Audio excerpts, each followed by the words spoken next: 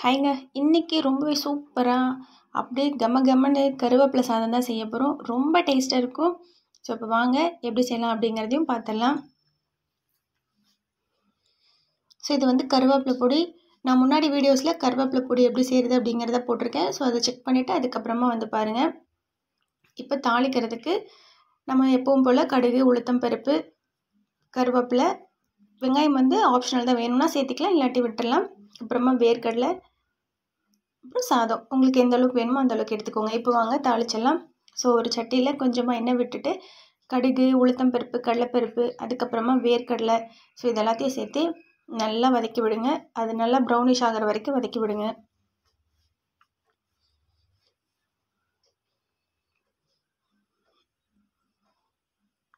பாருங்கள், நல்லாவே colour change ஆகிருக்கு. இப்போ இது கூட மிளகாய் சேர்த்திக்கலாம். ஏன்னா நம்ம இட்லி பொடியிலையுமே மிளகுலாம் சேர்த்திருக்கோம். ஸோ அதனால் காரம் கம்மியாகவே சேர்த்திக்கோங்க. ஸோ அதையும் சேர்த்துட்டு நம்ம கட் பண்ணி வச்சுருக்க வெங்காயம், கருவேப்பிலை அதையும் சேர்த்து நல்லா வதக்கி விடுங்க. அந்த வெங்காயம் எந்த அளவுக்கு ஸ்லைஸாக கட் பண்ணியிருக்கேன்னு பாருங்கள். ஸோ அப்போ தான் அது டேஸ்ட் வந்து நல்லாயிருக்கும். ஸோ இப்போ இந்த வெங்காயம் வதங்குற அளவுக்கு உப்பு சேர்த்திக்கோங்க. சேர்த்துட்டு நல்லா மிக்ஸ் பண்ணி விட்டிங்கன்னா நல்லா அப்படியே சூப்பராக வதங்கி வரும்.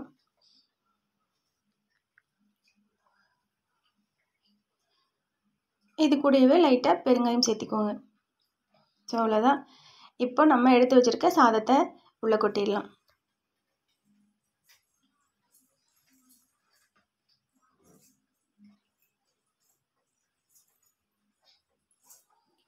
நீங்கள் எப்படி வதக்கி சாப்பிட்றதுக்கு பதிலாக வெறுமனே சாதத்தில் அந்த கருவேப்பிலை பொடியை சேர்த்துட்டு மேலால் நல்லெண்ணெய் விட்டு சாப்பிட்டிங்கன்னா அதுவுமே டேஸ்ட்டு சூப்பராக இருக்கும்.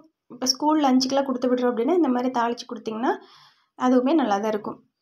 போட்டுட்டு இப்போ நல்லா தாராளமாக ஒரு 2 ஸ்பூன் அந்த கருவேப்பிலை பொடியை சேர்த்திக்கோங்க.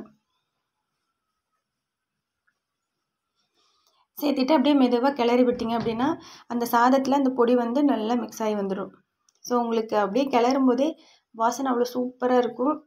ஸோ ஃபுல்லாக கிளறிட்டு எங்கேயாவது கட்டிகள்லாம் இருந்ததுன்னா அதையுமே நல்லா அப்படியே உடச்சி விட்டு நல்லா மிக்ஸ் பண்ணி எடுத்துருங்க. அவ்வளோதான், ஃபைனலாக கருவேப்பிலை சாதம் சூப்பராக ரெடி ஆகிடுச்சு. டக்குன்னு பண்ணிடலாம். ஸோ கருவேப்பிலை பொடி மட்டும் அரைச்சி வச்சிட்டிங்க அப்படின்னா ஸோ உங்களுக்கு எப்போல்லாம் வேணுமோ அப்போல்லாம் லைட்டாக தாளிப்பு மட்டும் கொடுத்துட்டு நம்ம சாதம் ரெடி பண்ணிடலாம்.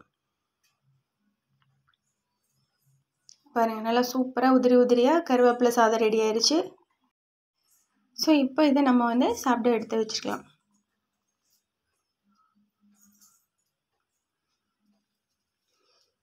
இது கூட பொட்டேட்டோ ஃப்ரை பெஸ்ட்டு காம்பினேஷன்.